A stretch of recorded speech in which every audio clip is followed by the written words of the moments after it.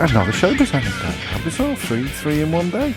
Although I gave this one out yesterday, and it's not really a showbiz anecdote because I was just a punter in the audience.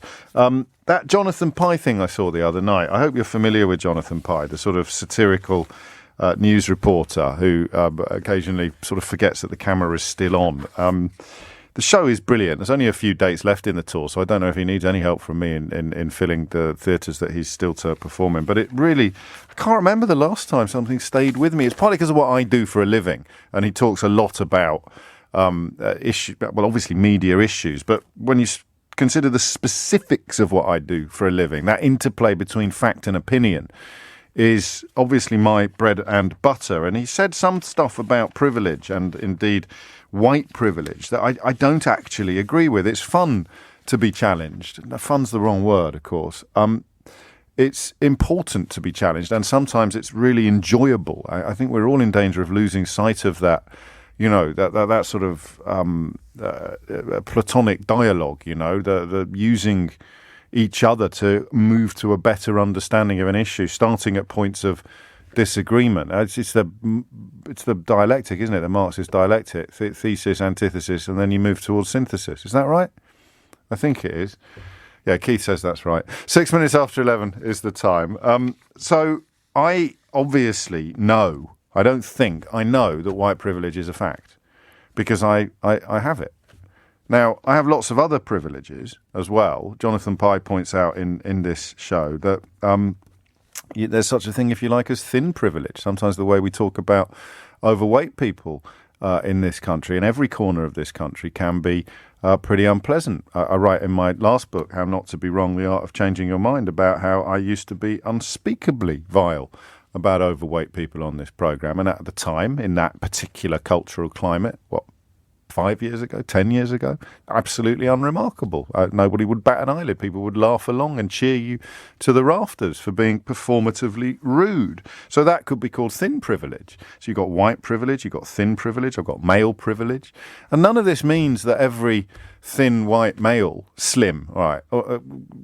white male is living a life of Riley. There's all sorts of areas in which you could be suffering, you could be skint, you could be beleaguered, you could be bullied and white, but you're not going to be a victim of racist abuse or low-level discrimination or institutional racism. I try to stay patient on this. I didn't used to. I used to get angry, but I think it's patient. I'm going to work on the principle that most people claiming not to understand what white privilege is or to know what white privilege is are doing so in good faith. Unfortunately, it as with a lot of things at the moment in public discourse, it's a really useful weapon for racists, for genuine racists, to turn around to you and say, oh, look, they're sticking up for that lot again and they've forgotten all about you. But I'm working on the principle, and you can correct me if I'm wrong to do so. It's a very good point. That is the dialectic, James, but it's not the Marxist dialectic. It's only Marxist when it's social forces that are doing that dialectical class. You're absolutely right. It's just the dialectic, thesis, synthesis, antithesis. It's the nature of argument and improvement, and indeed of changing your mind. So I work on the principle that anybody pretending not to know, anybody expressing confusion about what white privilege is really, really means it, okay? They just don't know. They think it means that all white people are incredibly privileged. Sitting here as someone who went to public school, me saying to you as someone who is really, really struggling to make ends meet that you are privileged sounds stupid, right? It sounds really, really wrong until together we take the time to understand what it actually means, and then we realise it's not a matter of opinion, it's actually a matter of fact. In this society, at this time, if you are white, the colour of your skin will not see you treated less decently or less fairly than somebody over there with different coloured skin on a routine and regular basis. So you could be a victim of class discrimination. You could be a victim of sex discrimination. You could be a victim of financial discrimination, health discrimination, geographical discrimination. You could be bullied for the colour of your hair or the fact that you wear glasses or your waist size. All of these things are the opposite of privilege. But you simply won't add to the list racial abuse. Abuse based upon that. That is all that it means. And it's not a helpful phrase. I'm not going to lie to you. I don't think it is. However careful we are, however carefully we reach for the scalpel instead of the sledgehammer, the phrase white privilege is not helpful. Because you could ring me now and tell me that you once got abused as a white person by a bunch of black lads, therefore there must be such a thing as black privilege. And you don't realise why you're wrong, because the word institutional is missing from your vocabulary, and we currently have a government that denies there's any such thing, or at least commissions people to write, not quite doctored, what's the word I want, carefully commissioned reports claiming that there is no such thing as institutional racism, and they carefully hire politicians to argue that there is no such thing as institutional racism. So that, white people can be attacked by black people, and sometimes it may even be because they're white, but none of this changes the nature of institutional societal bias. Okay?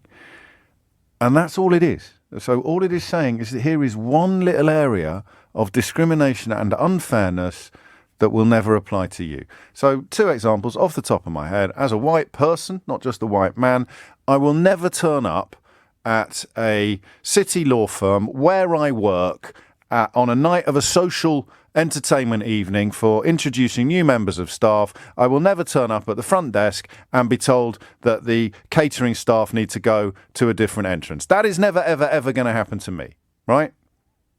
Similarly, I will never be in a room with colleagues that I've had for several years and be mistaken for Nick Ferrari.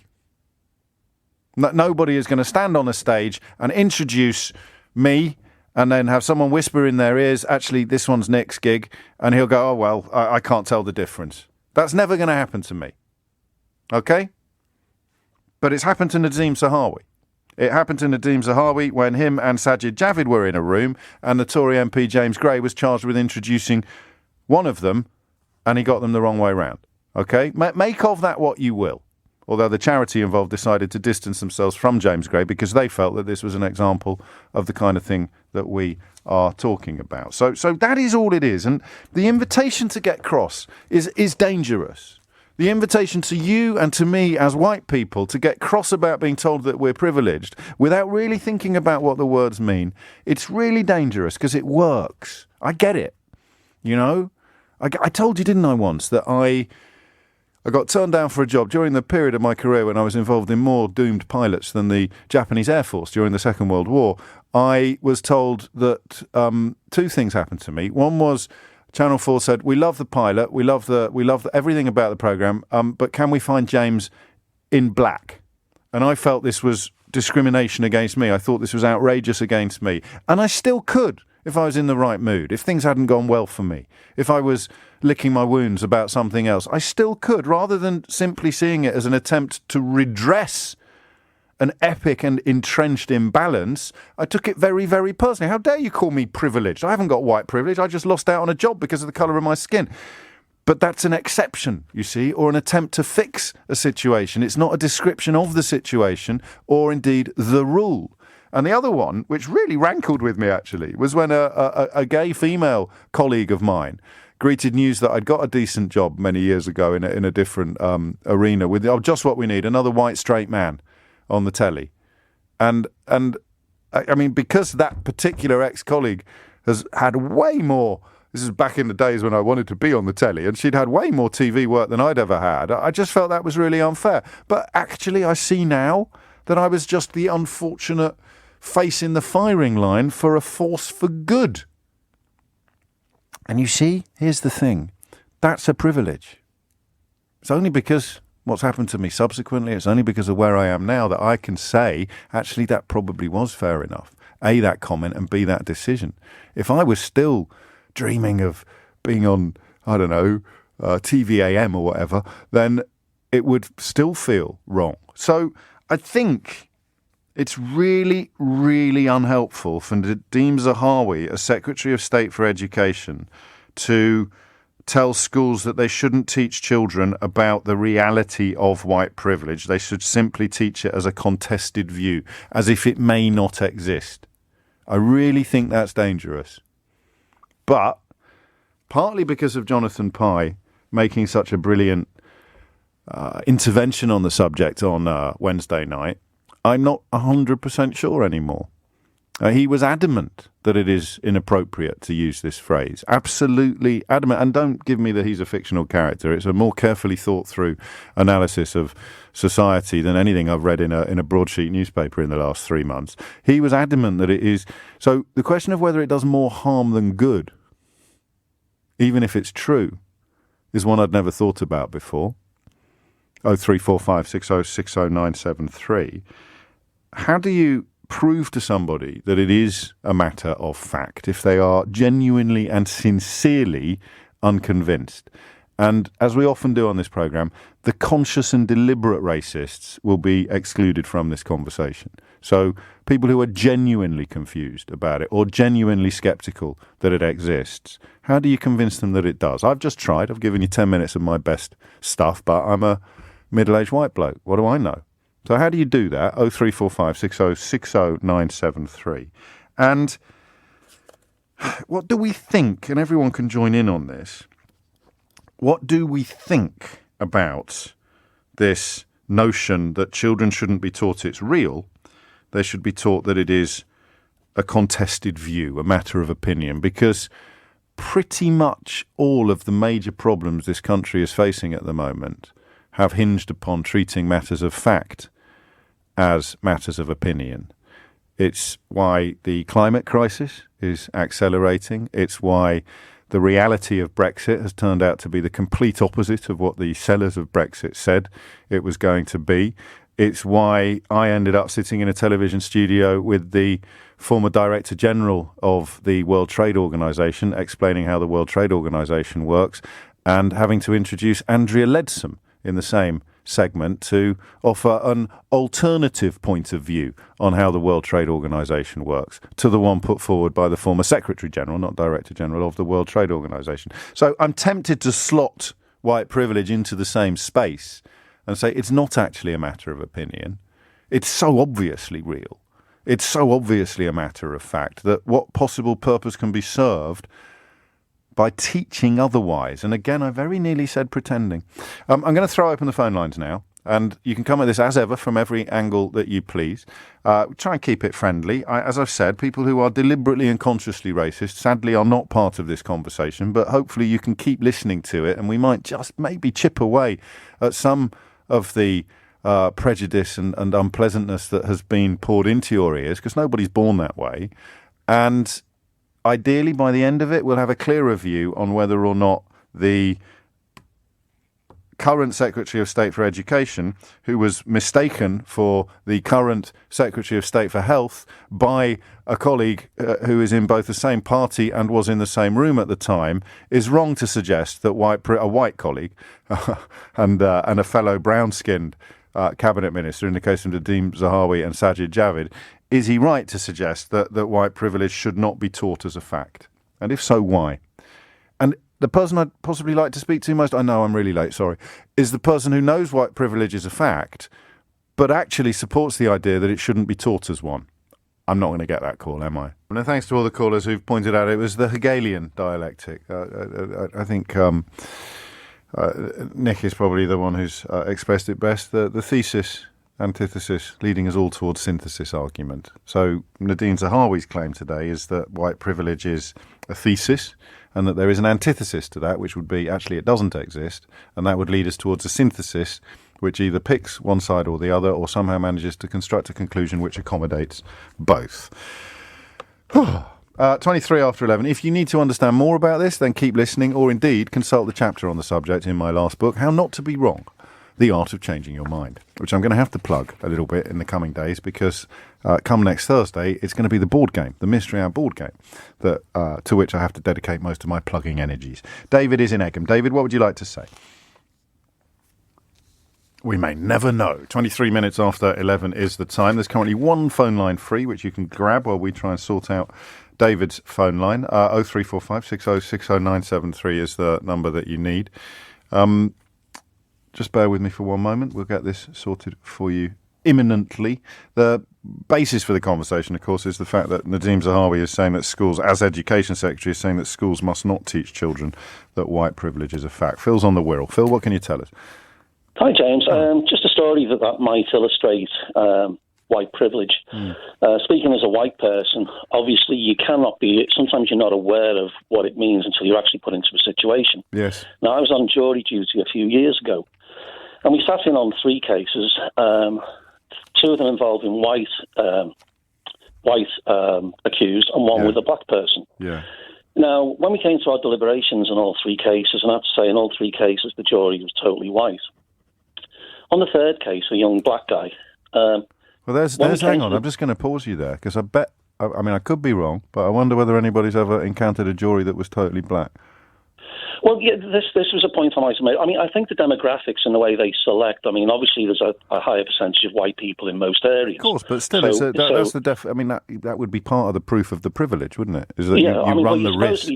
You're supposed to be judged by a jury of your peers. Yes. Now, it could be argued that if it's a totally white jury, then it's not a jury of your peers. But anyway, going back to the cases involved. Yes.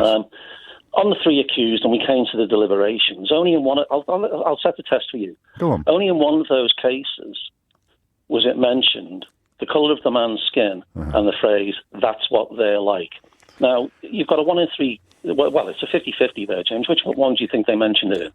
Well, I'm presuming, given the nature of this conversation, unless you're being a clever clogs and trying to trip me up, I'm presuming it was the black fella.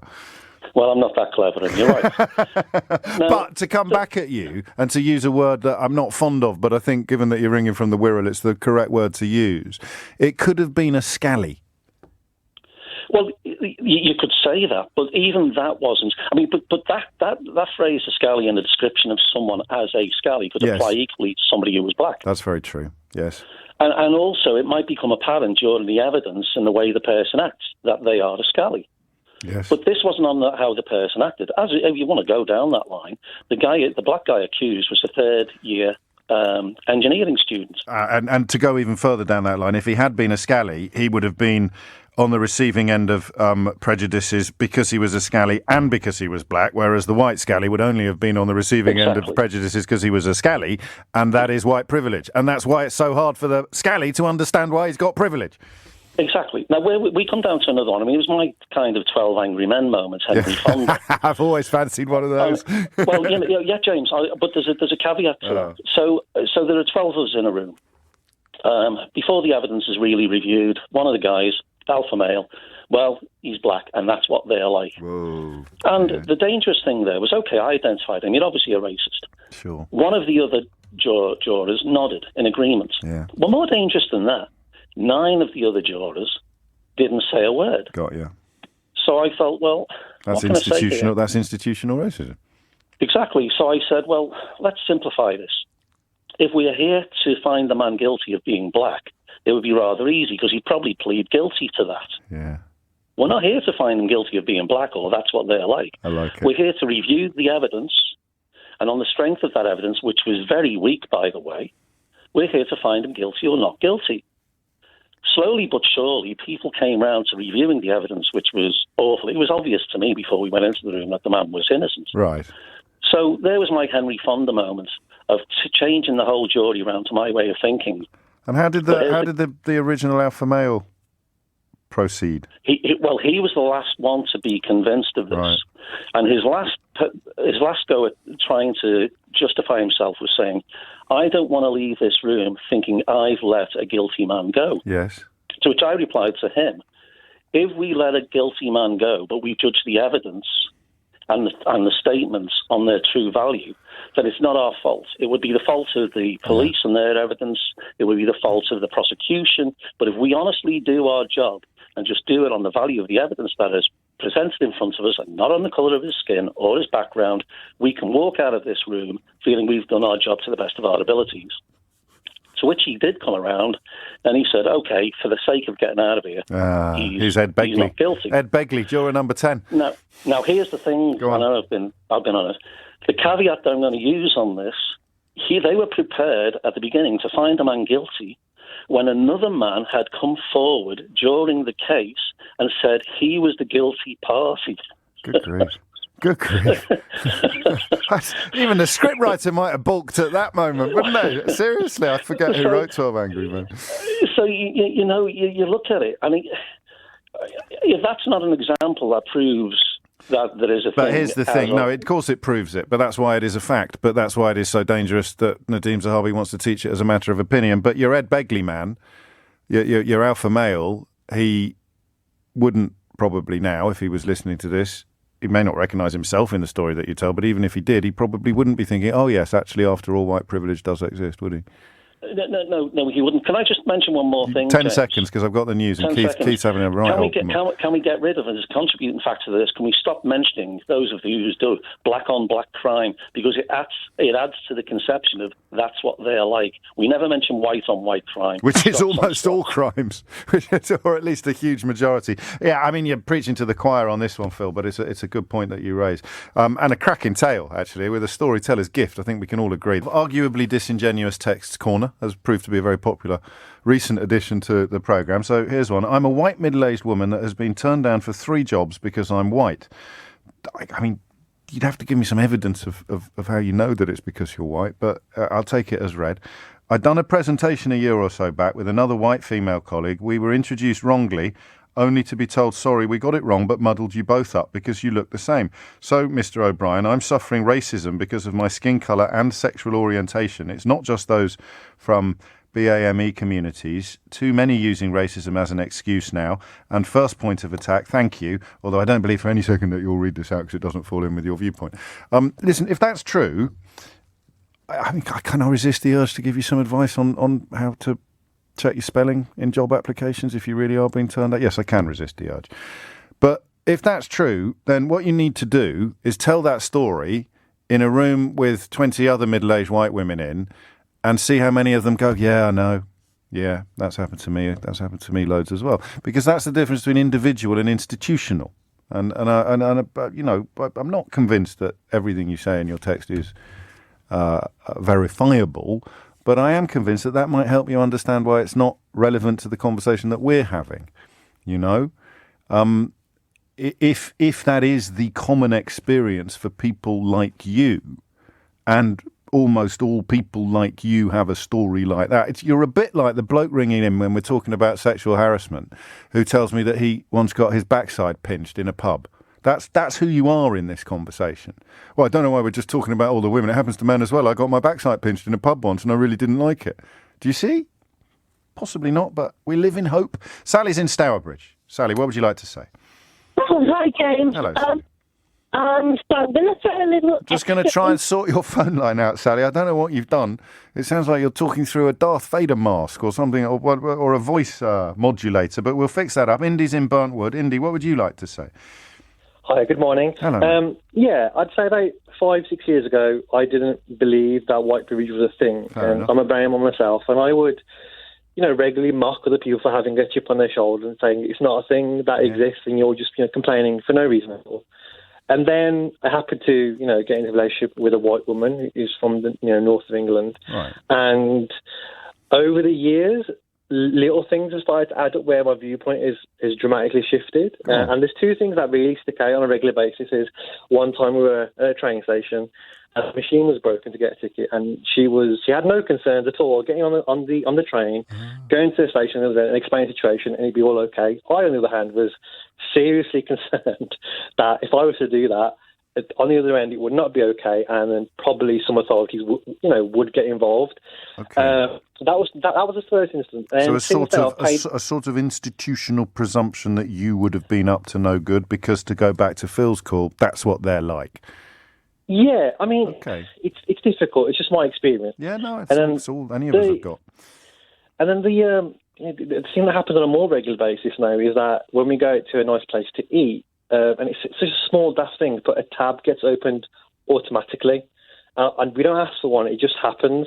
But when I'm with my family and stuff, who are all brown, that doesn't happen. Yeah. And again, these are all small, tiny things, and you might think, oh, it's complaining about nothing, but really, added up over the years, it's enough to give me pause for thought and be like, hold on a second. Well, that's the thing, because this is a really helpful contribution, Indy, because it sounds huge when you use the phrase white privilege. It sounds like you've been given some VIP pass or some golden ticket that opens up whole worlds that other people will never visit. But it is actually, in many cases, just an accumulation of lots and lots of relatively tiny things like the ones you've described. Relatively tiny. I wouldn't want to be on the receiving end of what you described, but they are in the great scheme of things. It's not like segregation on a bus, is it, or anything like that, but they are still real.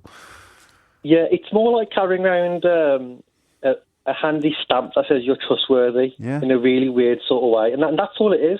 And since that, I'm way more willing and open to shift my opinions on things. And I always try and tell people that idols exist, and people always fall into two camps. Those people who have the skill of empathy and can understand where you're coming from and are willing to have a conversation, and those people who don't have empathy and they just are not interested in having a conversation, in my experience, is the only way you can convince people is the other person needs to have empathy. I think empathy can be learned, and I think it can be taught, and I think that sometimes art does that. It's why, arguably, people who are a little bit fascistic in their outlook have got such a problem with the way history is taught sometimes, or with culture and with theatre and books. But the initial thing is, and I can say this as a beneficiary of white privilege rather than a victim of it. Even victim sounds like too big a word, but we're on the same page. It feels often as if even the phrase feels like an insult, feels like a criticism. So sometimes people are just bridling. If we can, you can, and I can, we sort of recalibrate our approach slightly. I reckon a lot of the people that come across as unempathetic would be empathetic. That jewelry caller, you there, I bet you've changed a mind, or 10,000 with what you've simply said, because I, as a white person, would think, I'd be like your girlfriend. Maybe as a bloke, I'd be more likely to be worried that I was fair dodging. I don't know if there's a sort of inherent bias there in people, is that a well-dressed woman is not likely to be suspected of fair dodging, but a well-dressed brown man might be, or a well-dressed woman is less likely than a well-dressed white man, or a badly dressed. So there's all sorts of other divisions and distinctions we could make, but the one you've just made will, I think, ignite empathy in people if we explain the stories correctly and resist this urge that all these so-called culture warriors are desperate for us to do, to just start biting chunks out of each other all the time. Yeah, I guess for me, it's a case of when I talk to people who are very much not convinced that it's a thing. I think they view it as a thing to be taken away from them, and really all we're asking for is for everyone to be on the same level playing field. Beautifully I think put. Is what I'm trying to get at. No, that's beautifully put. That's really nicely put. So you won't lose anything. I won't lose anything if you start getting treated better. I'm not interested in taking anything away from you. I'm just asking that we all play the same game. Yeah. That's it, really. That's really beautifully put. I'm having that, Indy. I'll apologise in advance, and I promise you that I would be just as shameless with a caller of any ethnicity at all. But I'll be stealing that and passing it off as my own work at some point in the not too distant future. So there's no white privilege kicking in here. 11:41 is the time. Thank you for that. Clyde's in Keighley in West Yorkshire. Clyde, what would you like to say? Hi there. Hello. How are you doing? I'm pretty good, actually. Good. Always great to talk to you, James. Just a few points that I want to make. I'm a black British male, 51.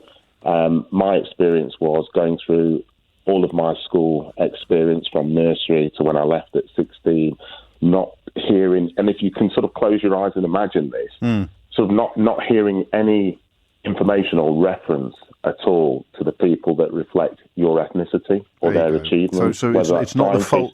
It's not. So I'm pausing just so that people understand this. It's not the fault of anybody else in the class. It's not even the fault of the teachers.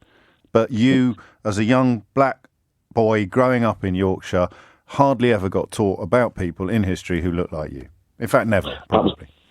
Absolutely. So we're privileged. We don't know it. Doesn't feel like privilege. We're still having a terrible time at home. We've still not got enough money for food at the end of the week. We're suffering in all sorts of ways. But we never suffered from having nobody who looks like us in our textbooks, in our history lessons. Absolutely. But I can go further though, James. In that when I sort of went back into education and did an access course before going to university. And it was the first time at about 25 that I came into contact with like black history and black poetry and Maya Angelou and all sorts of other great black writers. And here was the interesting story. So there was a white student, we were older students who was in the class. And within an hour, his comment was, are we just going to be learning about black history and black people's achievement?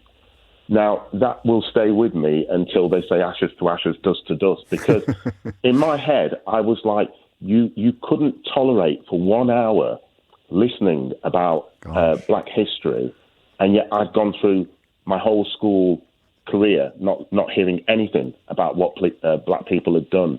I found that absolutely I wouldn't have clocked that moment. I wouldn't have clocked that because of my P word. I would not have noticed that. I wouldn't have complained like your classmate did, but it wouldn't have occurred to me that chap sitting next to me in the classroom has spent his entire academic career being taught exclusively about white history, white people. And you see it with Black History Month, Clyde. Well, why we've got a whole month dedicated to Black History? Well, kind of, what about the other 11?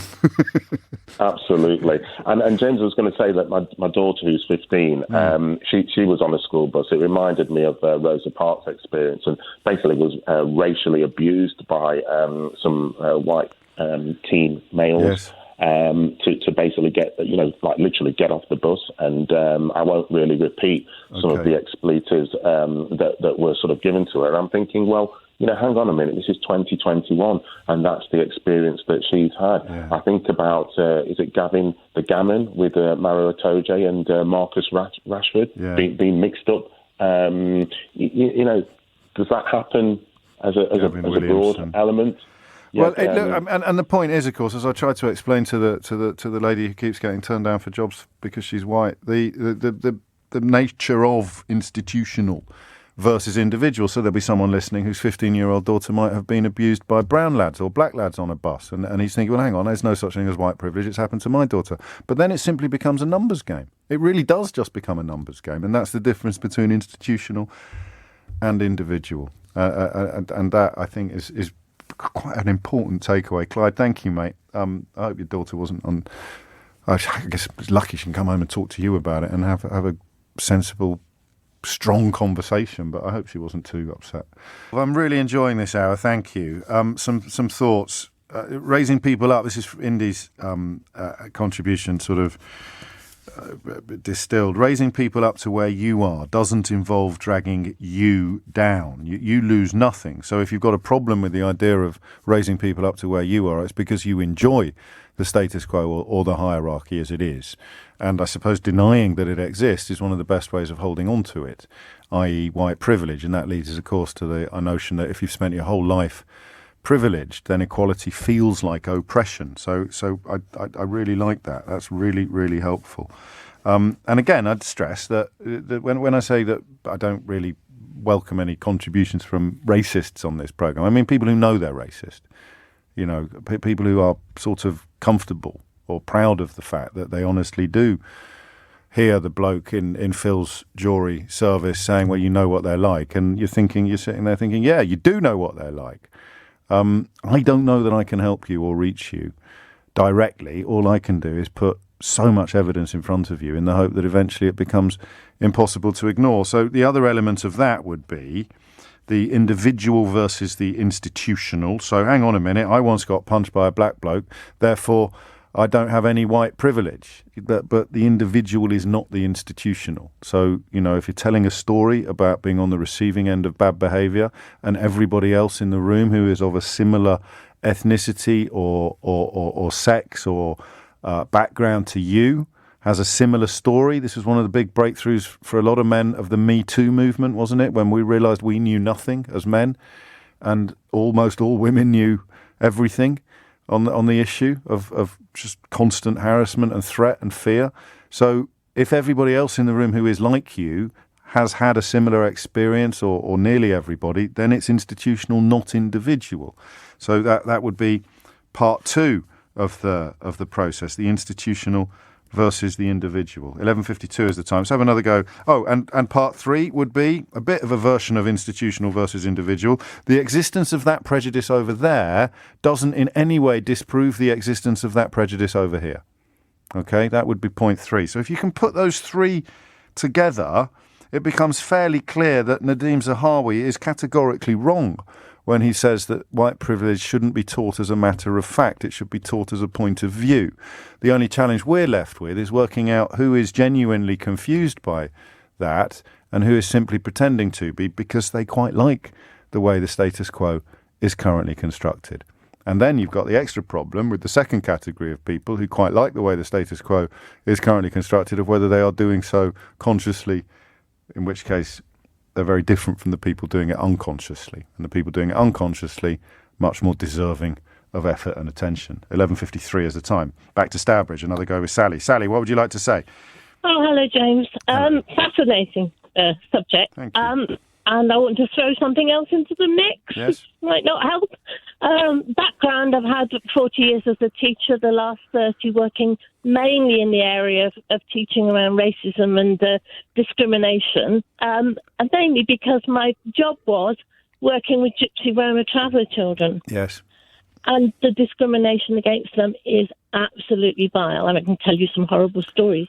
But the interesting thing is that I was doing a lot of work I started working with young people with year 8s, using travellers as an example of what discrimination was, what prejudice was.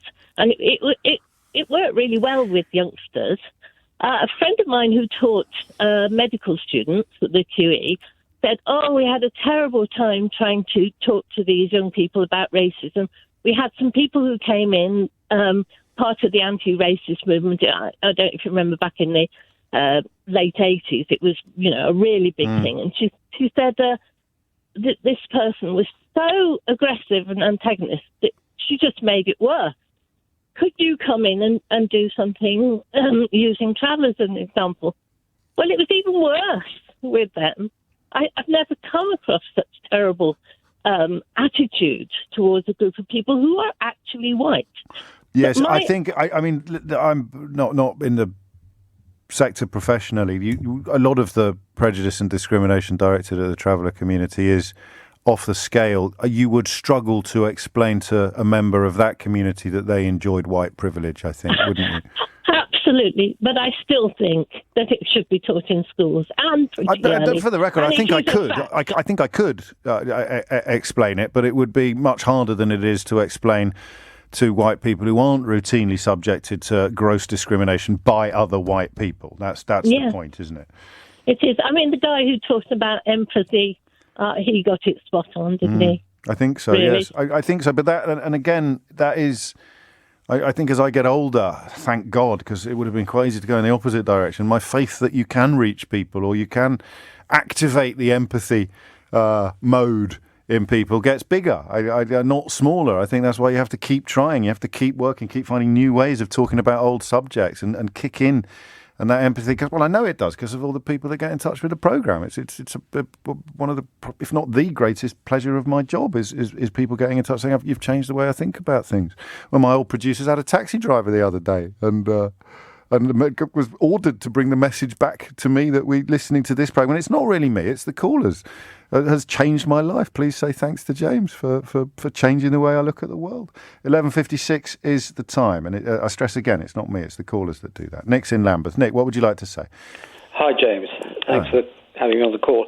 I disagree with Nadeem Zahawi, and it reminds me a bit of, do you remember in schools where they being urged in this country, but mainly in America, to teach that you had to teach creationism along with evolution as of equal status. In science. It's fine in religious education, isn't it? But you're talking, yes, I do, because it was the fact that it was in science that was crucial for me.